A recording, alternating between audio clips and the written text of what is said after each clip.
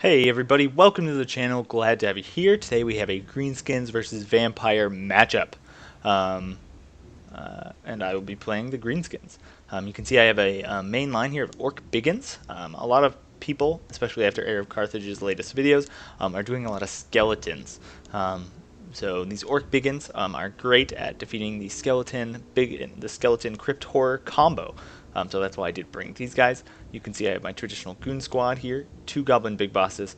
I do have Grimgor here in the middle with his kind of giant escort. And then I have 2 Savage Orc Arrow Boys in the back to deal with the zombie spawns. They can really fend for themselves. And then I have the 2 Goblin units here, just because they're such great value against almost anything, really. Armor Sundering is always helpful, especially when paired with Biggins, and then Unbreakable Goblins are also very, very helpful.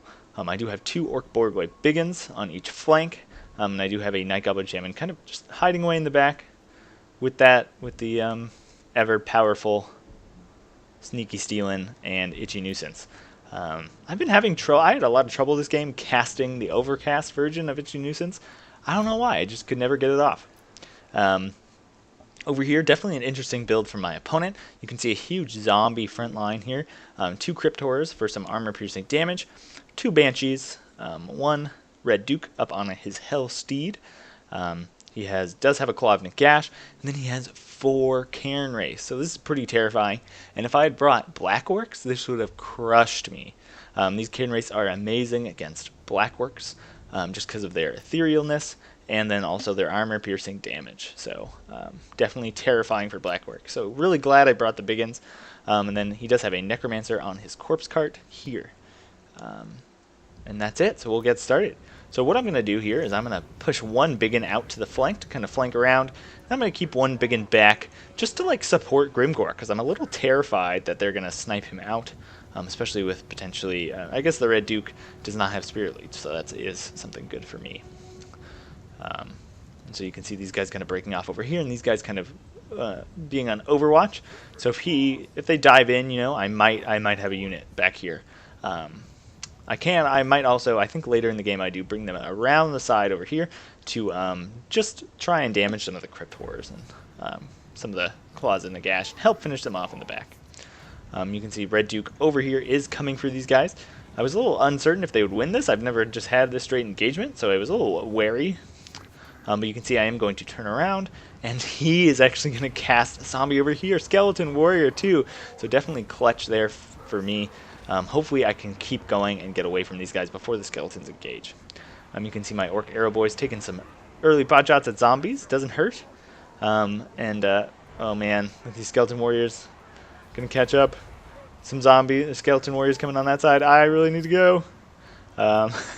And you can see these Biggins are going to clash, and with their huge weapon strength, 42, they're just going to tear these zombies apart. I would have liked to have seen these ethereal units really been close behind, because you can see how much damage their meat shields are taking already. So here you can see I barely get away. I'm going to just send them straight at some of these Crypt Horrors. I'm going to wade Grimgor and the Giant in the front, and I'm going to start firing here. So you can see these guys are going to go after these Crypt Horrors. So they're just surrounded by anti-large damage. But the skeletons are coming in the back, so they're going to get caught pretty quick. And I begin coming around this way. But what I really should have done is kept them in the back here, because you can see Grimgor, he is going for a straight hero snipe Banshee mess. So these 2 Banshees are coming in here with the Claw of Gash, doing damage. The Cairn Wraiths as well are all going after Grimgor, and you can see he's taking a ton of damage. Upgraded Invocation of Nehek dropping in the middle. And I think I do kill that Necromancer there, which is pretty good for me. Goblin Big Bosses spread about. You can see these Crypt Horrors almost dead, the zombies almost dead. But now it's really just the Cairn Wraiths and these summoned skeletons.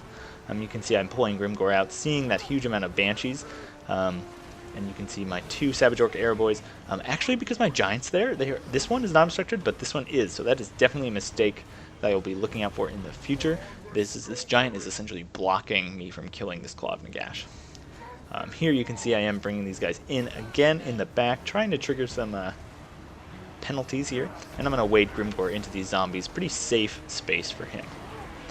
That I feel pretty confident about. But you can see him just constantly pulling his Banshees through, chasing and here comes the Red Duke too. So definitely not looking too good for me. I'm running my poor Night Goblin Shaman away, and I should be pulling out my Giant here soon. You can see that Claw of Nagash still alive, but the Giant's going to come in here, and with between Grimgore, and the Giant, he's going to take a ton of damage, which is good for me. Just vomiting on him there. Luckily, he has some zombies in here, so he's not taking the full brunt, but you can see he is taking a decent amount of damage. But those Banshees now have no other target but Grimgore, so he's going to start taking a ton of damage as well. But you can see I've won this flank, and I'm slowly winning this flank. But he has kind of won this middle. He's completely pushed through. So now it's going to be like a little sandwich zone. You can see these biggins coming back. Poor Red Duke, very low health, and the poor Grimgore is just getting hunted. Giant's still alive. Still great leadership on that Giant, though. And what I'm going to do is I'm going to change my target of these Arrow Boys onto the Red Duke, just to really try and finish him off. He is in among biggins, so you know, that's not the place he wants to be, as these arrows come in, pepper him in the back. You can see the Cairn Wraiths coming in, trying to save him, but he is going to go down there. And now I can kind of shift my targets to his Crypt Horrors, and you can see Grimgore still running away. The Giant trying to deal with the Banshees, but just not having too great of a job. And you can see this flank is coming in as well. And Grimgore's running away. He's running away. You can see I'm bringing my Savage Orc Arrow Boys in. Crypt Horrors even chasing Grimgore. So this is not too good. You can see my Goblin Big Boss is pretty low. I think I have both of them left. That one's pretty healthy, though. Trying to find a nice spot for the Arrow Boys to shoot. You can see these guys, though, dropping Grimgore pretty low. Even the Cairn Wraiths pathing after him. These Banshees pathing as well. So, you know, if he kills them, it could be a rout. It would be a fight with the Giant and the Unbreakables Goblins, potentially. But, yeah, right here. Look at that full health group begins. So I am going to pull this one out as this Giant comes in here and just whaps that poor Banshee. Very lucky that Grimgore did not die in that engagement. Very, very lucky. But great game to my opponent. You can see my biggins all did really well. I don't know about the Boar Biggins pick. I think just one might be a good option. You can see the Warlord's Voids, of course, doing well. Apex Loonies doing what they do best, just holding. And the Giant taking out some crucial targets. Yeah, and Grimgore, look at that little sliver of health left. Yeah, you can see just these Cairn Wraiths did pretty well, even though they weren't fighting armored units. But if I'd brought Black Orcs, this army would have completely decimated me. That's 6 units with heavy armor piercing, and then zombie support. But anyways, great game on my opponent. What would a anti-vampire greenskin army look for you guys? I'd love to hear about it in the comments. Anyways, thanks so much, and that's that.